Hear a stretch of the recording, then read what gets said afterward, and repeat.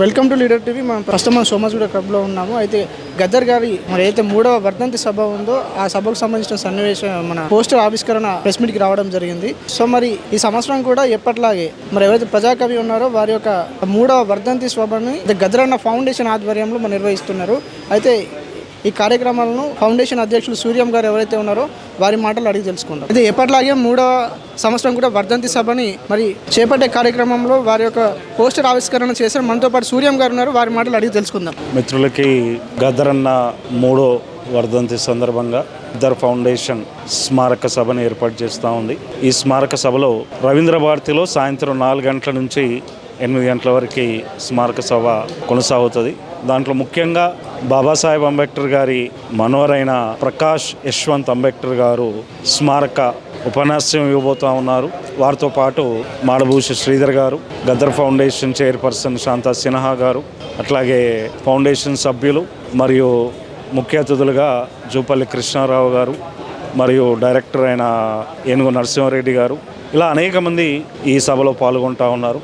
ఇది 3వ సంవత్సరం మిత్రులారా. ప్రతి జయంతి, వర్ధంతి, గద్దరన్నపై జరిగిన కాల్పులు, ఈ కార్యక్రమాలని గద్దర్ ఫౌండేషన్ ప్రత్యేకించి ఏర్పాటు చేయడం, ప్రముఖుల్ని అట్లాగే ప్రజల్ని గద్దరన్నతో కలిసి నడిచిన అనేక మందిని ఏకం చేయడము, గద్దరన్నని స్మరించుకోవడంతో పాటు గద్దరన్న తీసుకొచ్చిన అనేక సైద్ధాంతిక రాజకీయ ప్రజల అవగాహన సిద్ధాంతాలని, భారత రాజ్యాంగం, సమానత్వం, సామాజిక న్యాయం, ఈరోజు జరుగుతున్న అనేక అంశాలపైన చర్చించడానికి ఈ సభని ప్రజలకు ఓపెన్గా పెడుతున్నాము.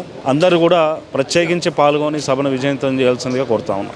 ఒక 2 సంవత్సరాలు ఉద్యోగం చేసిన తర్వాత ప్రజా జీవితంలోకి వచ్చిందంటే సుమారు 50-60 సంవత్సరాలు ప్రజా జీవితంలో నీడాంబరంగా ఉన్నారు. ఏ హోదాలోకి పోలేదు. ఇవాళ రేపు మనం అందరం చూస్తూ ఉన్నాం. అట్లాంటి చైతన్యమూర్తి గద్దర్ గారు ఒక సందేశం ఇచ్చారు. ఆయన ఉన్నప్పుడే, నిర్బంధంలో ఉన్నప్పుడే ఒక సందేశం ఇచ్చారు. ఆయన ప్రజలకు ఇచ్చిన సందేశం ఏంటంటే, నా దేశంలో ప్రజలు ఎంతకాలం మనుషులుగా గుర్తించబడరో అంతకాలం తిరుగుబాటు గీతం పాడుతూనే ఉంటారు. నా జాతి వారసత్వాన్ని కొనసాగిస్తుంది అని ఆయన ఆశించారు. అంటే ఆయన ఉన్నంతసేపు ఉండడంతో పాటు ఆయన వెళ్ళిన తర్వాత ఆయన యొక్క వారసత్వాన్ని మన భుజాలపైన పెట్టిండు గద్దర్ గారు. అందుకే సమస్యలు ఉన్నాయి, సమాజంలో సమస్యలు ఉన్నాయి. నిన్ననే మనం ఢిల్లీలో చూసినాం, యువతరం ఎట్లయితే పోరుబాటకు వచ్చిందో, మన కళ్ళ ముందే మన పిల్లలంతా ఎట్లా ఉన్నారో, దాని మీద నిర్బంధం ఎట్లా జరిగిందో చూసినాం. అట్లాంటి నిర్బంధాలను ఎదుర్కోవడానికే ఆయన ఎప్పుడు కూడా ముందడుగులో ఉన్నాడు. ఆ ముందడుగులో ఉన్నాడు కనుకనే చిన్న పెద్ద తేడా లేకుండా మనమంతా మమేకమై ఆయనతో పాటు తిరిగినాం. అందువల్ల ఆ మహామూర్తికి మరోసారి 3వ వర్ధంతి సందర్భంగా మనం ఘనంగా నివాళి అర్పించుకోవాల్సినటువంటి బాధ్యత, అవసరం మన అందరి మీద ఉంది. ఈ సందర్భంగా గద్దర్ గారు శివైక్యం చెందిన తర్వాత ఆయన పేరు మీద వారి అబ్బాయి గారు గద్దర్ ఫౌండేషన్ ఏర్పాటు చేసి నిరంతరంగా ప్రజల మధ్యలో గద్దర్ గారి ఆలోచన విధానాన్ని, ఆయన పాటించినటువంటి స్ఫూర్తిని మరోసారి గుర్తు చేస్తూ, గద్దర్ గారు ఉంటే నెలకో 15 రోజులకో 2 నెలలకో 3 నెలలకో ఎక్కడో ప్రోగ్రాం ఇస్తే మనం వెళ్ళలేకపోయినా కూడా మనం చూసుకునే వాళ్ళం, అరే గద్దర్ అన్నది అని చెప్పి. అట్లే ఆయన యొక్క గుర్తులు, ఆయన యొక్క పోరాట పటిమను మన మధ్యలో ఎప్పటికప్పుడు తీసుకొస్తూ ఆ యొక్క ప్రయత్నాన్ని సూర్యం గారు కొనసాగిస్తున్నారు. ఆయనకు మనం అందరం కూడా అన్ని స్థాయిలో అండదండగా ఉండి ఎప్పటికీ ప్రజల మధ్యలో ప్రజల కోసం పనిచేసినటువంటి గద్దర్ గారిని స్మరించుకోవాలి. మనము ఆయన స్ఫూర్తిని పొంది ప్రజా చైతన్యంతో మనం సమస్యలు పరిష్కరించుకోవాలి.